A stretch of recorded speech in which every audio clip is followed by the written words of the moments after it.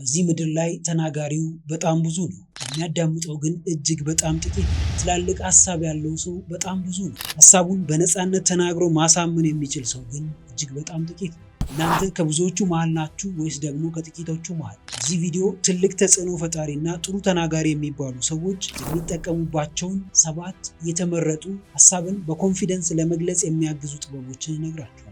በተለይ 3ኛና 7ኛዎቹ ጥበቦች ለየትኛውም የንግግር ክህሎት መሰረት ስለሆኑ እስከ ቪዲዮ ፍጻሜ ድረስ አብራችሁን ቆዩ። ከዚህ ቪዲዮ በኋላ በእርግጠኝነት ሀሳባችሁን ለመግለጽ አትጨነቁ። ንግግራችሁ የተጠናና ሰዎችን በቀላሉ ማሳመን የሚችል ይሆናል። እኔ ኤፍሬም አስቻለው ነኝ፣ ሌክቸረር፣ ላይፍ ኮች እና ኮንተንት ክሬተር። ቁም ነገር አዘል ትምህርቶችንና ህይወት ቀያሪ ምክሮችን መከታተል የምትፈልጉ ከሆነ ይህንን ቻናል አሁኑኑ ሰብስክራይብ በማድረግ እና የደወል ምልክቱን በመጫን ቤተሰብ መሆን ትችላላችሁ። ይህን ቪዲዮ ብዙ ሰዎች ጋር ይደርስ ዘንድ አሁኑኑ ላይክ አድርጋችሁ ጀምሩት። የዋን-ቱ-ዋን ኮቺንግ እና የማማከር አገልግሎት ማግኘት የምትፈልጉ በዚህ ስልክ ደውላችሁ ማግኘት ትችላላችሁ። አሁን ቀጥታ ወደ ጉዳያችን እንግባ። የትኛውንም ሀሳባችሁን በኮንፊደንስ ለመግለጽ መጠቀም ያለባችሁን 7ቱን ጥበቦች ከአንደኛው ጀምረን እንመልከት።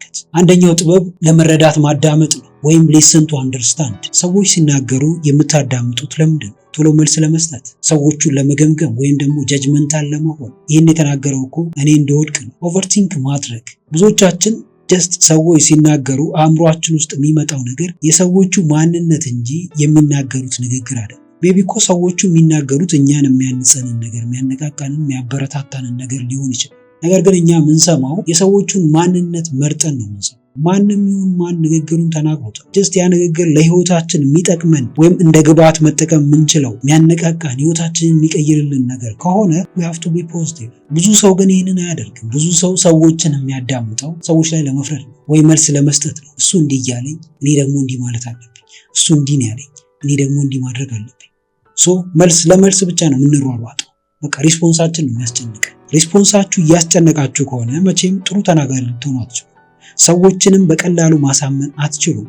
ለምንድን ነው አስቀድማችሁ ሰዎችን ማዳመጥ ያለባችሁ? ለምንድን ነው የሰዎችን ስሜት መረዳት ያለባችሁ? ሰዎች ሲናገሩ ማዳመጣችሁ የነዛን ሰዎች ማንነት እንድትረዱ ያደርጋችኋል። የሀሳባቸውን ምንጭ መሰረቱን እንድትረዱ ያደርጋችኋል። ያንን ሀሳብ ተረዳችሁ ማለት ደግሞ እናንተ ፕሬዘንት ሞመንት ላይ ወይም ከነዛ ሰው ጋር እንደሆናችሁ፣ ለዛ ሰው ትኩረት እንደሰጣችሁት፣ እያዳመጣችሁት እንደነበረ ያ ሰው ይረዳል። እሱ ደግሞ ሶሻል ላይፋችሁን፣ ግንኙነታችሁን፣ እናንተም በኋላ ላይ የምታወሩትን ነገር ሰውየው ትኩረት ሰጥቶ እንዲያዳምጥ ያደርጋል። ከዛ በተቃራኒው ግን ያ ሰው እየተናገረ እናንተ የምታፋሽጉ ከሆነ፣ ያ ሰው እየተናገረ እናንተ ሌላ ቦታ የምታዩ ከሆነ፣ ያ ሰው እየተናገረ እናንተ ወይ እጃችሁን አጣምራችሁ ሌላ ሀሳብ ውስጥ ጭልጥ ብላችሁ የምትሄዱ ከሆነ ያ ሰው ይገባዋል፣ ያነባችኋል። ሜቢ በዚህ ምክንያት ድጋሚ እናንተ ጋር መጥቶ ማውራት የሚፈልገው ነገር እንኳን ቢኖር አያወራም። ለምን? አይቷችኋል እንደማታዳምጡት፣ ትኩረት እንደማትሰጡት፣ የእሱ ሀሳብ ምናችሁም እንዳልሆነ። ኢቭን ሰዎችን አለማዳመጥ እንደ ንቀትም ሊቆጠር ይችላል። ያ ሰው እየተናገረ እናንተ ማታዳምጡት ከሆነ ሜቢ ያ ሰው እንዴት ነው የሚያስበው? ይህ ሰው እየናቀኝ ነው፣ ሀሳቤ ምንም አልገባውም፣ ሀሳቤን አይፈልገውም፣ ወይም እኔን ማዳመጥ ከኔ ጋር ማውራት አይፈልግም ብሎ ያስባል። ዘንድ ድጋሚ መጥቶ እናንተ ጋር አያወራም። ሰዎችን አትራክት ማድረግ ማትችሉ ከሆነ፣ ሰዎች የእናንተን ንግግር አፋቸውን ከፍቶ እንዲያዳምጡ ማድረግ ማትችሉ ከሆነ ማንንም ሰው ተናግራችሁ ማሳመን አትችሉ። የትኛውንም ሀሳባችሁን በነፃነት በኮንፊደንስ ሰዎች እንዲረዱት ማድረግ አትችሉ። አንዳንድ ሰው ኢግኖር የሚያደርገው ነገር አለ። በቃ እኔ ብቻ ነኝ ተናጋሪ፣ እኔ ብቻ ነኝ አዋቂ፣ ከኔ በላይ አዋቂ የለም። ይሄ በእብሪት የተሞላ እውቀት ነው። ሲጀመር እንዲህ የሚሉ ሰዎች ብዙ የሚያውቁ ሰዎች አይደሉም። እኔ አውቃለሁ የሚል ሰው አያውቅም ማለት ነው። ከኔ በላይ ተናጋሪ የለም የሚል ሰው አይናገርም ማለት ነው። ጀስት ንግግር አይችልም ማለት ነው። እንደዚህ በማለቱ ምክንያት ብቻ ምን ያክል የሚያዳምጡትን ሰዎች እንደሚያጣ አያውቅም። ማዳመጥ ውስጥ ግን በጣም ትልቅ ብስለት አለ። ቀደም ብዬ እንደጠቀስኩላችሁ አብዛኞቻችን አናዳምጥ። የሚያዳምጡት በጣም ጥቂት ሰዎች ናቸው። አብዛኞቻችን በዛው ልክ ብዙ ትላልቅ ሀሳቦች አሉ። ሀሳቦቻችን ሜቢ ጀስት ላይክ በጣም ጂያንት የሆኑ ትላልቅ ነገሮችን መገንባት የሚችሉ ሀሳቦች ናቸው። ነገር ግን መናገር ባለመቻላችን፣ ሰዎችን ተናግረን ማሳመን ባለመቻላችን ምክንያት ብቻ እነዛ ሀሳቦቻችን እንዲሁ ተቀብረው መሬት ስር ይቀራሉ። ማንም ሊያወጣቸው አይችልም። ሐሳብ ካላችሁ፣ ራዕይ ካላችሁ፣ ግብ ካላችሁ፣ ትልቅ ዓላማ አለኝ ብላችሁ የምታስቡ ከሆነ ጥሩ ተናጋሪ መሆን ምርጫ ሳይሆን ግዴታ ነው። ተናግሮ ማሳመን ምርጫ ሳይሆን ግዴታ ነው። ይህንን ደግሞ በአንድ ጊዜ ልታመጡት አትችሉም። ስሩ ታይም ፕራክቲስ ማድረግ አለባችሁ። እንኳን ሰዎችን ተናግሮ ማሳመን ይቅርና አብዛኛው ሰው በሀሳቡ እንኳን አይተማመን። ሀሳቡ እንኳን መሬት ላይ እንደሚወርድ አያምንም። መጀመሪያ ከዛ ጀምሩ። ሰዎችን በምታዳምጡበት ልክ ራሳችሁን አዳምጡ። የውስጥ ጩኸታችሁን፣ ፍላጎታችሁ፣ የሚያነቃቃችሁን ነገር፣ ምክንያታችሁን ፈልጉ። ጀስት በዛ ውስጥ ነው ሰዎችን ከማዳመጥ የምታገኟቸውን እውቀቶች፣ ጥበቦች፣ የእነሱን የንግግር ስልት ተጠቅማችሁ ነው ጥሩ ተናጋሪ፣ ተናግሮ ማሳመን የሚችል ሰው የምትሆኑት። ሁለተኛውን ጥበብ እንመልከት። ሀሳባችሁን በኮንፊደንስ ለመግለጽና ተናግራችሁ ለማሳመን መጠቀም ያለባችሁ ሁለተኛው ጥበብ ጥሩ ጥያቄ መጠየቅ ነው። አስክ ፓወርፉል ኩዌስችን። ብዙዎቻችን የምንጠይቃቸው ጥያቄዎች ለእኛም ግራ ያጋቡናል። አዎ ወይም እሺ ወይም አይደለም የሚል መልስ የሚፈልጉ ጥያቄዎችን ነው የምንጠይቀው። ነገር ግን እነዚህ ጥያቄዎቻችን ከሰዎች ጋር ያለንን ግንኙነት አያጠናክሩም። በቃ አጭር መልስ ይመልሱላችኋል፣ አለቀ ኮንቨርሴሽናችሁ።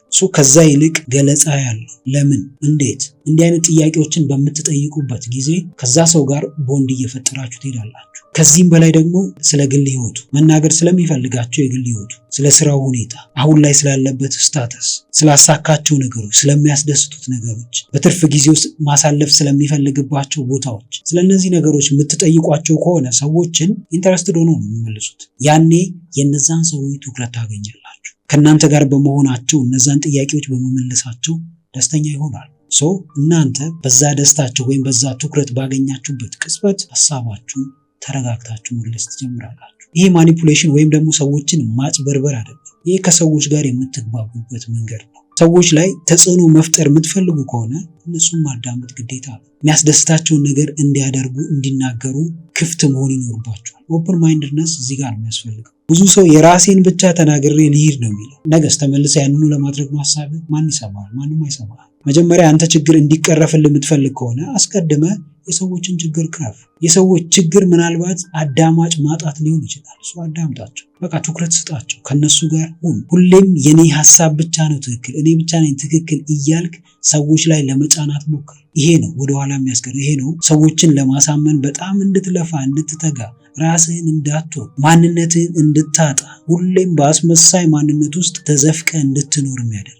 ጥያቄ በጣም መሰረታዊ ነገር ነው። ጥያቄ የሚጠይቅ ሰው ምሁር ነው። ጥያቄ የሚጠይቅ ሰው በጣም በሳል ሰው ነው። ጥያቄያችሁ ምንም ይሁን ጀስት አስክ። ያልገባችሁ ነገር ካለ ጠይቁ። የማይዋጥላችሁ ነገር ካለ ጀስት ጠይቁ። እንዲስተካከልላችሁ የምትፈልጉት ነገር ካለ ጠይቁ። ጥያቄ ውስጥ በጣም ብዙ መልስ አለ። ደግሞ እንዲሁ ዝም ብሎ ጥያቄ ሳይሆን ጀስት ፓወርፉል የሆኑ ጥያቄዎች፣ ማንነታችሁን የሚያሳዩ ጥያቄዎች፣ ሰዎች እንዲያስቡ የሚያደርጋቸውን ጥያቄዎች ጠይቁ። በዛ ውስጥ ጥሩ ተናጋሪ ትሆናላችሁ። የሰዎችን ትኩረት ታገኛላችሁ። ሰዎችም ያላቸውን እውቀት አንጠፍጥፈው እንዲነግሯችሁ፣ ከዚያም በላይ ደግሞ እናንተ ምን ያክል ለነሱ ትኩረት እየሰጣችሁ እንደሆነ እንዲረዱ ታደርጋላችሁ። ሶስተኛው ጋር እንምጣ። ሶስተኛውን ቅድም እንዳልኳችሁ ይህ ትልቁ እጅግ በጣም ወሳኙ የንግግር ክህሎት መሰረት ነው። እሱም ምንድነው ካላችሁ ሰዎች ጠቃሚ እንደሆኑ እንዲሰማቸው ማድረግ ነው። ሜክ ፊል ፒፕል ኢምፖርታንት። በዙሪያችሁ ያሉ ሰዎች ምን ያክል ጠቃሚ እንደሆኑ፣ ምን ያክል ዋጋ እንዳላቸው፣ ምን ያክል ትልቅ አቅም እንዳላቸው እንዲሰማቸው አድርጉ። ሐሳባችሁን ከመናገራችሁ በፊት ለነሱ ያላችሁን ዋጋ ንገሯቸው። ምን ያክል ውድ ሰው እንደሆኑ፣ ምን ያክል ጥሩ ሰዎች እንደሆኑ፣ ምን ያክል አቅም እንዳላቸው። ይህንን ሁሉ ጥሩ ጎን ከተናገራችሁ እነዛ ሰዎች በጣም ክፍት ናቸው።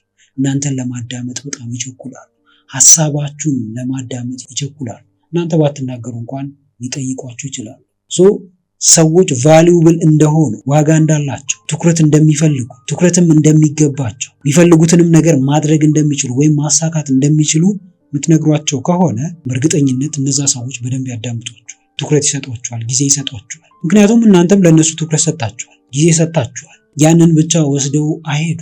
የሰው ልጅ በዋናነት የሚፈልገው ነገር የሚረዳውን ሰው ነው። እናንተ ደግሞ እነዛን ሰዎች በዛ ሰዓት የምትረዷቸው ከሆነ፣ በተለይ ደግሞ በወደቁበት ጊዜ፣ ተስፋ ባጡበት ጊዜ፣ የህይወት ፈተና ውስጥ በወደቁበት ጊዜ፣ ችግር በገጠማቸው ጊዜ የሚረዳቸውን ሰው ባጡ ሰዓት እናንተ ሰው ሆናችሁ የምትገኙ ከሆነ ወይም ዋጋቸውን የምታሳዩቸው ሰዎች ከሆናችሁ በጣም ሲምፕል ነው ሰዎችን ማሳመን። ሐሳባችሁን በነፃነት መግለጽ በጣም ሲምፕል ነው። ብዙ ሰው ፍርሃት ውስጥ ይወድቃል። ይህ ፍርሃት ከምንድን ነው የሚመነጨው? ያ ሰው ይቀበለኛል አይቀበለኝም? ያ ሰው ሐሳቤን ይወደዋል አይወደውም? ያ ሰው እኔን ይፈልገኛል ወይስ አይፈልገኝም የሚል ፍርሃት ውስጥ ይወድቃል። ያንን ፍርሃታችሁን መጀመሪያ የምትገሉት የዛን ሰው ፍላጎት በማወቅ ነው።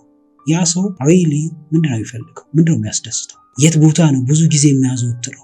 ዋጋ የሚሰጣቸው ነገሮች ምንድን ናቸው? ትኩረት የሚሰጣቸው ነገሮች ምንድን ናቸው? ለዓላማው ምን ያክል ታማኝ ነው? ይህንን ነገር ታጠናላችሁ ዘንድ ለእነዚህ ላጠናቿቸው ነገሮች እንደ ግብአት የሚሆኑ ነገሮችን ትሰጡታላችሁ። ያኔ ነው የዚህን ሰው ልብ የምታገኙት። ያኔ ነው ይህንን ሰው መማረክ የምትችሉት። ብዙ ሰው የማያደርገውና በጣም ትልቅ ተጽዕኖ መፍጠር የሚችለው ነገር ለሰው ልጅ ትኩረት መስጠት ነው። ትኩረት በሰጣችሁት ቁጥር እሱም ትኩረት ይሰጣችኋል። ባሞገሳችሁት ቁጥር ያሞግሳችኋል። ባዳመጣችሁት ቁጥር ያዳምጣችኋል። ሐሳባችሁን ብቻ ጭናችሁ ለመሄድ የምትሞክሩ ከሆነ እናንተ ጥሩ ተናጋሪ ሳትሆኑ በጣም መጥፎ ተናጋሪ ናችሁ። ለምን? ሐሳባችሁ ጥሩ እንኳን ቢሆን የምትገልጹበት መንገድ ሰውየው እንዳይሰማችሁ ያደርጋል። ለሱ ያላችሁ ቦታ እየናቃችሁት የምትነግሩት ከሆነ፣ እየጠላችሁት የምትነግሩት ከሆነ፣ ሳትፈልጉ ወይም የዛን ሰው እድገት ሳትፈልጉ በቃ ግዴታ እንደሆነ አስባችሁ የምትናገሩ ከሆነ ያ ሰው ያውቀዋል። ለምን? ፊል እናደርጋለን ሁላችን እንዲሁ አይተን ይገባናል፣ ነገሮች ይገቡናል። ስንናገር ደግሞ መጠቀም ያለብን ቃል አለ፣ መጠቀም የሌለብን ቃል አለ። ፋሻል ኤክስፕሬሽናችን አለ፣ የፊት ገጽታችን፣ ቶናችን፣ ኢቭን የድምጻችን ቶን፣ ፕሮናውንስ ስናደርግ የምናወጣቸው ቃላቶች፣ እያንዳንዱ ነገር ሰዎችን ለማሳመን ኢንቨስት የምናደርገው ነገር ነው። መጀመሪያ ላይ ዓላማችሁ ምንድን ነው? የምትናገሩበት ዓላማ ምንድን ነው? ሰው የምትናገሩትን ነገር ተቀብሎ እንዲተገብርላችሁ ነው ወይስ ዝም ብላችሁ ስለሚያስጨንቃችሁ ብቻ ነው የምትናገሩት? ከውስጣችሁ ለማውጣት ብቻ ነው የምትናገሩት? ለመረጋጋት ብቻ ነው የምትናገሩት? ስሜታችሁ ስለተነካ ብቻ ነው የምትናገሩት? ለምንድን ነው የምትናገሩት? የዚህን የንግግራችሁን ምክንያት ካወቃችሁ በኋላ ሰዎችን መምረጥ ይኖርባችኋል። እነዚህ ሰዎች ይረዱኛል? የእውቀት ደረጃቸው ምን ያክል ነው? እኔን መረዳት እንዲችሉ ያደርጋቸዋል? ኦፕን ናቸው ወይ? አሁን ብትናገሩት ኦር ብታስረዱት ማይገባው ማይረዳችሁ ሰው ይኖራል። እሱን መረዳት አለባችሁ አስቀድማችሁ። ዝም ብላችሁ እንደዚህ ኢነርጂን ማባከንም አያስፈልግ። አንዳንድ ሰው ብዙ ማገዶ ይፈጃል፣ አንዳንድ ሰው ደግሞ ምንም ማገዶ አይፈጅም። ማገዶ የሚፈጀው ሰው ጋር ከሄዳችሁ አስቀድማችሁ በተደጋጋሚ መዘጋጀት ይኖርባችኋል። ስለምትናገሩት ነገር በደንብ ማወቅ አለባችሁ። ለሰውየው ምን ያክል ትኩረት እንደምትሰጡት፣ ምን ያክል ዋጋ እንደምትሰጡት፣ ጊዜ እንደምትሰጡት ማወቅ አለበት። እሱንም መናገር አለባችሁ። አራተኛውን እንመልከት። አራተኛው ሐሳባችሁን በነፃነት ለመግለጽና ሰዎችን ለማሳመን መጠቀም ያለባችሁ ጥበብ ስሜትን መቆጣጠር ነው፣ ወይም ኮንትሮል ዩር ኢሞሽንስ። ስንናገር በጣም ብዙ ስሜቶች ሊፈራረቁብን ይችላሉ። ልንበሳጭ እንችላለን፣ ልንደሰት እንችላለን፣ ሊከፋን ይችላል፣ ልናዝን እንችላለን። እንደዛው በጣም ጮቤ የሚያስረግጥ ደስታ ውስጥ ልንሆን እንችላለን። መቼ ነው መናገር ያለብን? መጥፎ ስሜት ላይ ሆናችሁ ሰዎች እንዲያምኗችሁ ወይም ሐሳባችሁን እንዲቀበሉ ሞከራችሁ ማለት በገዛ ፍቃዳችሁ ሐሳባችሁን ዋጋ ሳጣችሁት ማለት ነው። የሐሳባችሁ ዋጋ ከፍ የሚለው በእናንተ ስሜት ልክ ነው። ስሜታችሁ ወርዶ ሐሳባችሁ በጣም ጥሩ እንኳን ሆኖ እሱን ማስረዳት ብትሞክሩ ፌል ነው የምታደርጉት። ሰዎችም ሲናገሯችሁ እንደዛው ስሜታችሁን መቆጣጠር መቻል አለባችሁ። ለምንድን ነው ይህንን የምታደርጉት? ስሜቱ ላይ የሰለጠነን ሰው ሰዎች ይፈልጉታል፣ ያዳምጡታል። ለምን? የብዙ ሰው ክፍተት ነው። ብዙ ሰው ንዴቱን እንዴት እንደሚቆጣጠር አያውቅም። ደስታውን እንዴት እንደሚቆጣጠር አያውቅም። በቃ እንደመጣለት ደስታውን ኢንጆይ አድርጎ ያሳልፋል። ከልክ በላይ ይደሰታል። ሲያዝንም እንደዛው ከልክ በላይ ያዝናል። ተስፋ ይቆርጣል። ራሱን እስከ መጉዳት ይደርሳል። እንደዚህ አይነት ሰው እንደሆናችሁ እያወቁ ሰዎች ሊያዳምጧችሁ አይችሉም። ሐሳባችሁ እንኳን በጣም የሚገርም ይሁን በቃ ቫልዩ ትደረጋላችሁ። ማን ነው ይሄ ሰው? ከዚህ በፊት ምን አሳብቷል? ምን አድርጓል? እንዴት ነው የሚናገረው? ችግሮቹን ቀርፏል ወይስ አሁንም ችግር አለበት? ይሄ ሁሉ ነገር ተደራርቦ ነው ሐሳባችሁ አሳማኝ ይሁን አይሆን የሚወስነው። ብዙ ሰው ስለ ራሱ ስሜት ግድ የለውም፣ ለራሱ ስሜት ትኩረት አይሰጥም። ትልቁና ዋነኛው ትኩረቱ የሰው ስሜት ነው። ሰዎችን ለማስደሰት ወር ሰዎችን ለማዝናናት ነው የሚለፋው። ይህንን ማድረጉ ደግሞ የሆነ ጊዜ ላይ መገለጡ አይቀርም። ደካማ ሰው ነው ይህንን የሚያደርገው። መጀመሪያ ሁሉም ነገር የሚጀምረው ከራስ ነው። የራሳችሁን ስሜት መቆጣጠር የምትችሉ ከሆነ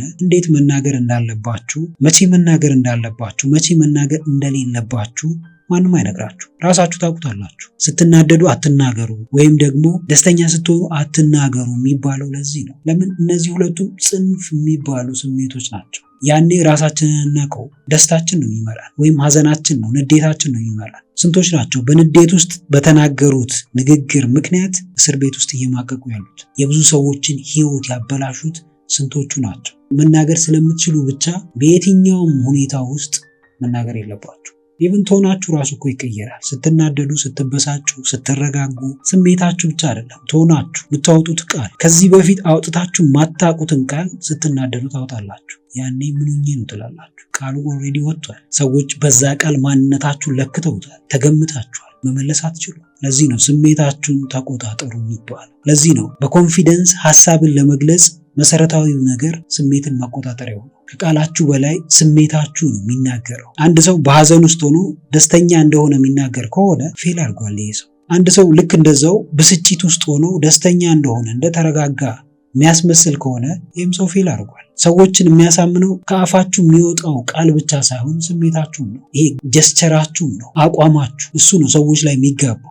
ከዛ ውጭ ግን የምታወጡት ቃል ይህን ያህል ፓወርፉል ላይሆን ይችላል። ሁኔታችሁ፣ ስሜታችሁ፣ መረጋጋታችሁ፣ ኢነርጂያችሁ እሱ ሰዎች ላይ ተጽዕኖ እንድታሳድሩ ያደርጋችኋል። አምስተኛው ጥበብ ለማስተማር ታሪክን መጠቀም ነው። ዩዝ ስቶሪስ ቱ ቲች። በወቅቱ የ12ኛ ክፍል ተማሪ ነበሩ። ያኔ ብቻ ሳይሆን ከዛም በፊት 9ኛም 10ኛም 11ኛም ክፍል እያለው በጣም የሚያስቸግረኝ ትልቅ ስሜት ነበር። እሱ ምንድነው? ፍርሃት ነው። ሰዎችን ቀና ብሎ ማየት አልችልም። ከሰዎች ጋር መነጋገር አልችልም። ኢቭን ወንዶችም ሊሆኑ ይችላሉ። አዲስ ሰው ከሆነ በጣም ይከብደኛል። በእንደዚህ አይነት ሁኔታ ውስጥ በእንግሊዝኛ ክፍለ ጊዜ ነው ዲቤት የሚባል ነገር ሁላችንም እናውቀዋለን። እና በዛን ሰዓት ምን ይሰጠናል? የዲቤት አሳይመንት ይሰጠናል። እኔ ተከራካሪም አልነበርኩም። ነገር ግን እንደ ጀጅ እንደ ዳኛ ከዳኛም ውስጥ ደግሞ ውጤቱን የሚናገር ብቻ ሰው ነው እንጂ ይህን ያህል ተጽዕኖ ማሳደር የምችል ሰው አልነበርኩም። ወይም ደግሞ ረጅም ሰዓት እዛ ተማሪ ፊት ለፊት ለመቆም የተመረጥኩ ሰው አልነበርኩም። ግን ምን ይፈጠራል? በዚህ ሰዓት የሚከራከሩት አንደኛው ወገን ገንዘብ ነው የሚለው፣ አንደኛው ወገን ደግሞ እውቀት ነው የሚለው። እውቀትና ገንዘብን በደንብ ሁለቱም አብራሩ። ሶስት ሰው ነው 6 ሰው ወጥቶ አብራራ። ከዛ ውጤቱ ተያዘ። መጨረሻ ላይ ተራው የኔ ነበረ። እኔ ነኝ መናገር ያለብኝ። ስለዚህ መድረኩ ተሰጠኝ ማለት ነው። መድረክ መሪው እኔ ውጤቱን እንድገልጽ ሰጠኝ። እንዴት ልውጣ? ፍርሃቱ አሳስሮ ያዘኝ። ከመቀመጫዬ ከወንበሩ መነሳት አልቻልኩም። ጀስት እንደምንም ብዬ ግን ተነሳው። እኔ እያወራው ነው በውስጤ። ነገር ግን እዛ የነበሩት ተማሪዎችና አስተማሪው ምንም የሚሰሙት ቃል የለም። እኔ እያወራው ነው። ጮክ ብዬ ነው እንደውም ማውራው፣ ነገር ግን አይሰማም። ለካ ምላሴ ተሳስሯል። በምን? በፍርሃት። ሰውነቴ ይንቀጠቀጣል። የያዝኩት ወረቀት ይንቀጠቀጣል። ላበላብ ሆኗል። ኤቭሪቲንግ። መቼም ይሄን ስሜት ብዙዎቻችን ኤክስፒሪየንስ አድርገናል ብዬ አስባለሁ። ይሄ የአስተዳደጋችን ውጤት ሊሆን ይችላል። ኦር በሰዎች የሚደርስብን ጫና ሊሆን ይችላል። ጨዋ እንባላለን፣ አንናገርም፣ ዝም ብለን ነው የምናድገው። ስሜታችንን አናዳምጠው። ብዙዎቻችን ይህንን እንጋራዋለን ብዬ አስባለሁ።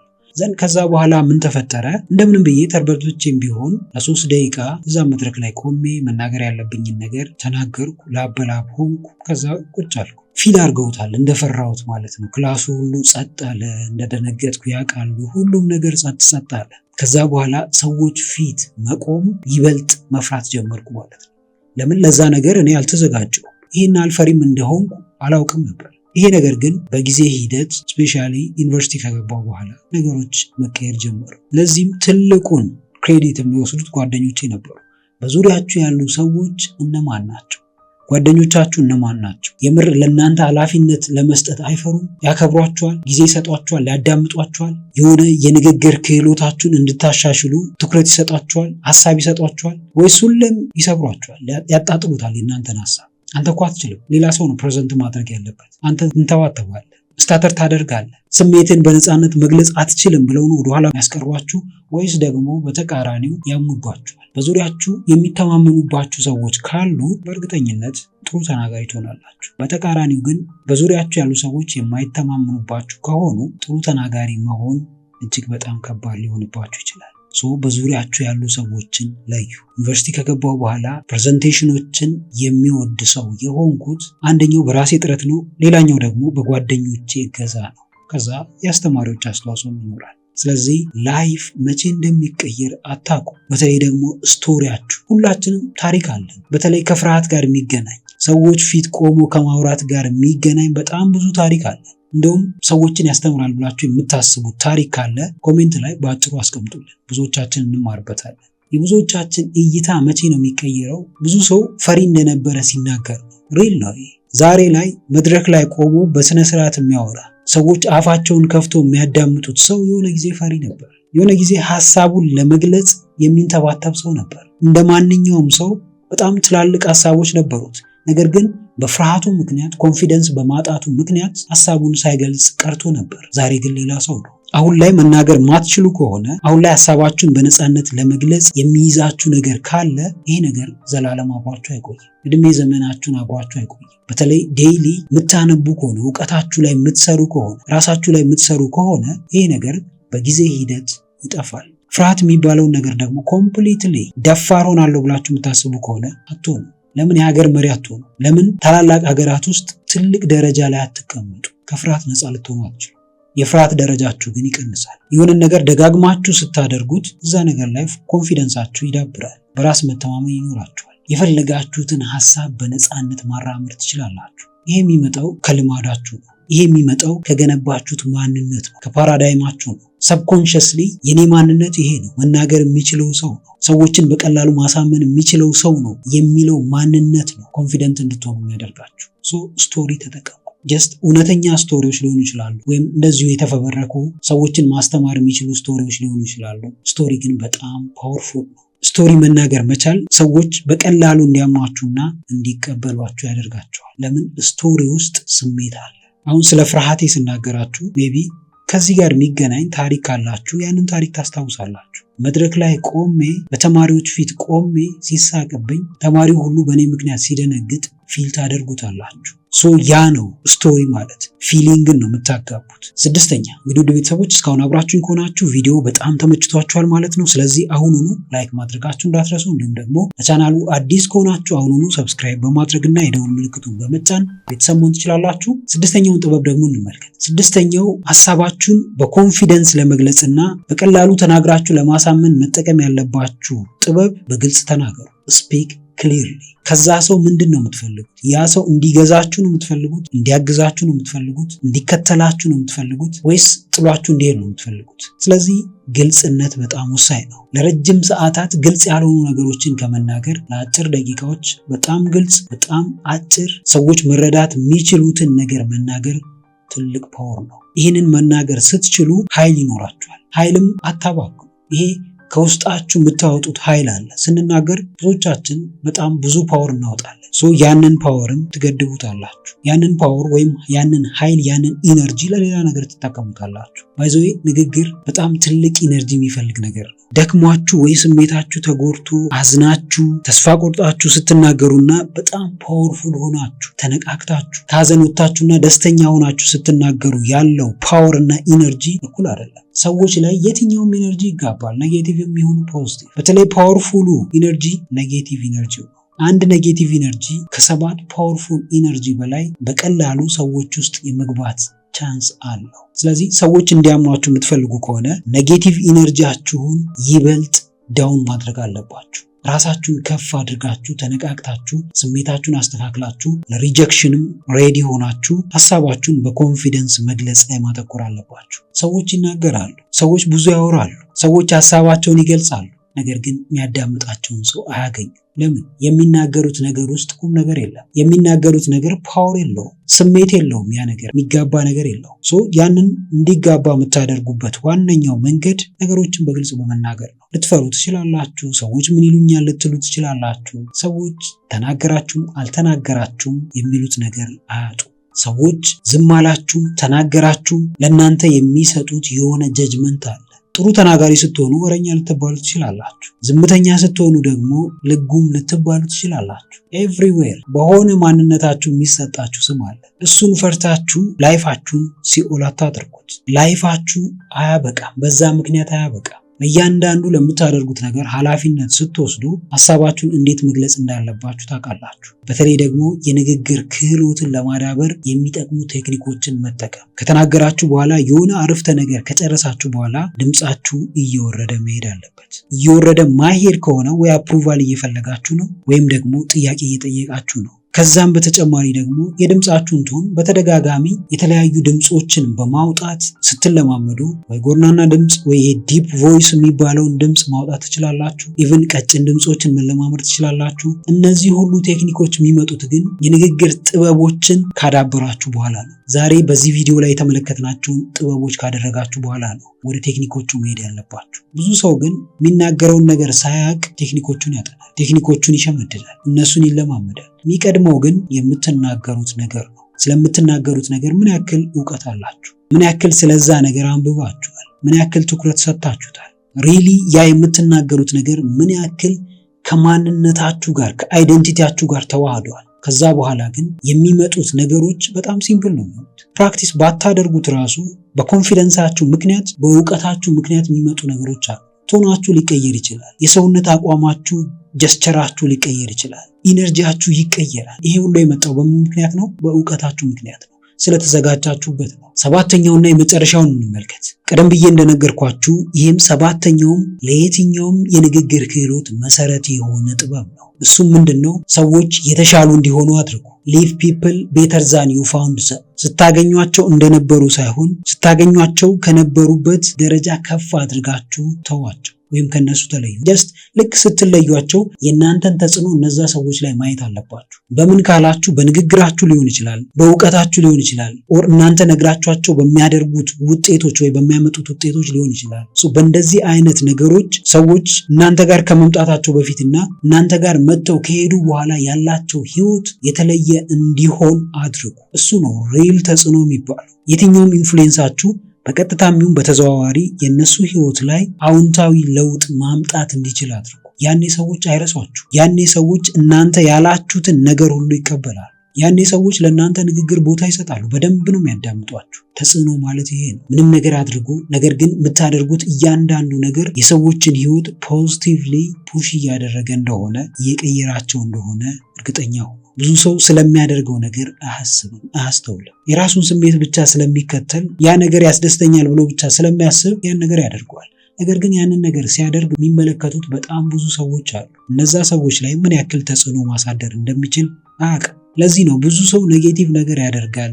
ሰዎችን በአደባባይ ይሰድባል። በየሶሻል ሚዲያው መጥቶ ሰውን ያማል። ስለ ጦርነቱ፣ ስለ ፖለቲካው ያወራል። ኃላፊነት አይሰማው። ይሄ ነገር ምን ያክል ትውልድን እየበከለ እንደሆነ አያውቅም። በተለይ ደግሞ ሶሻል ሚዲያ ላይ የሚወጣ ሰው ልክ እንደ አይከን ነው የሚታየው። ስለዚህ ያለው ነገር ሁሉ እውነት ነው የሚመስለው። ስለዛ ብዙ ሰው ይቀበለዋል። በቃ ልክ እንደ እውነት ነው። ውሸትም ነገር ቢናገር ያ ሰው ስለተናገረው ብቻ እውነት ይሆናል። ብዙ ሰው በእንደዚህ አይነት መንገድ ኔጌቲቭ ኢነርጂ እየዘራ ከሆነ የእናንተ ኃላፊነት ምንድን ነው? የእናንተ ኃላፊነት ደግሞ ፖዚቲቭ ኢነርጂን በብዙ እጥፍ መዝራት መሆን አለበት። ፖዚቲቭሊ ሰዎች ላይ ተጽዕኖ ማሳደር፣ ፖዚቲቭሊ ሰዎች የራሳቸውን ህይወት በራሳቸው መወሰን እንደሚችሉ ማድረግ መቻል። ላይፍን ይህናል ውስብስብ ማድረግም አያስፈልግም። ሁላችንም የራሳችን ምርጫ አለን፣ የራሳችን ፍላጎት አለን፣ የራሳችን ዓላማዎች አሉን። እቅድ እናወጣለን። ሚሳኩ ይኖራሉ፣ ማይሳኩ ይኖራሉ። በዛ ውስጥ ግን መማር የሚባል ነገር አለ። በውድቀት ውስጥ መማር የሚባል ነገር አለ። በእኔ ውድቀት የሆነ ሰው የሚማር ከሆነ ኢትስ ኦኬ፣ ያም ሰው ይማርበታል። እኔም ድጋሜ ያንን ውድቀት ላለመድገም እማራለሁ። ዛሬ የሆነ ስህተት እንኳን ብሰራ ያንን ነገር በማድረጌ በመሳሳቴ ብዙ ሰዎች ይማራሉ። ብዙ ሰዎች ያንን ስህተት ከመድገም ይተርፋሉ። ሪል ተጽዕኖ ማለት እንደዚህ ነው። ሰዎች ላይ የእናንተን አዎንታዊ ስሜት፣ አዎንታዊ እውቀት፣ አመለካከታችሁን፣ ማይንድሴታችሁን ሰዎች ላይ መጫን። የሚጠቅማቸው ከሆነ ችግር የለውም። እንኳን የሚጠቅመውን ማይንድሴት ይቅርና የማይጠቅመውን የሚያባላውን፣ ሰዎች እንዲጣሉ፣ ሰዎች በጠላትነት እንዲተያዩ የሚያደርገውን ማይንድሴት እንኳን ብዙዎች እየዘሩት ነው። የትኛውንም አዎንታዊ ተጽዕኖ ሰዎች ላይ ለማሳደር ፍርሃት የሚባል ነገር አያስፈልግም። በቃ ስለ ፍርሃታችሁ ማሰባችሁን አቁማችሁ ሰዎችን እንዴት ማገዝና መርዳት እንዳለባችሁ አስቡ። እሱ ነው ዋናውና ትልቁ ቁም ነገር። እንግዲህ ውድ ቤተሰቦች ለዛሬ ይዤላችሁ የመጣሁት ሀሳብ ይህንን ይመስላል። ከነዚህ ከተመለከትናቸው 7 ሀሳባችሁን በኮንፊደንስ ለመግለጽና ተናግራችሁ ለማሳመን የሚጠቅሙ ጥበቦች ውስጥ ከዚህ በፊት ተጠቅማችሁ የሰራላችሁ ወይም ደግሞ ከአሁን በኋላ ለመጠቀም የወሰናችሁ ጥበብ የትኛው እንደሆነ ኮሜንት አድርጉልኝ፣ አነበዋለሁ። ቪዲዮውን ጠቃሚ ሆኖ ካገኛችሁት ላይክ ማድረጋችሁ እንዳትረሱ። እንዲሁም ደግሞ ይጠቅማቸዋል ብላችሁ ለምታስቧቸው ለጓደኞቻችሁ፣ ለወዳጆቻችሁ ሼር አድርጉላቸው። ቁም ነገር አዘል ትምህርቶችንና ህይወት ቀያሪ ምክሮችን መከታተል የምትፈልጉ ከሆነ ይህንን ቻናል አሁኑኑ ሰብስክራይብ በማድረግና የደውል ምልክቱን በመጫን ቤተሰብ መሆን ትችላላችሁ። የዋን-ቱ-ዋን ኮቺንግ እና የማማከር አገልግሎት የምትፈልጉ በዚህ ስልክ ደውላችሁ ማግኘት ትችላላችሁ። ስለነበረን ጊዜ ሁሉ በጣም አመሰግናለሁ። በቀጣይ ቪዲዮ በአዲስ ሀሳብ እስክንገናኝ እያላችሁበት ሰላማችሁ ይብዛ።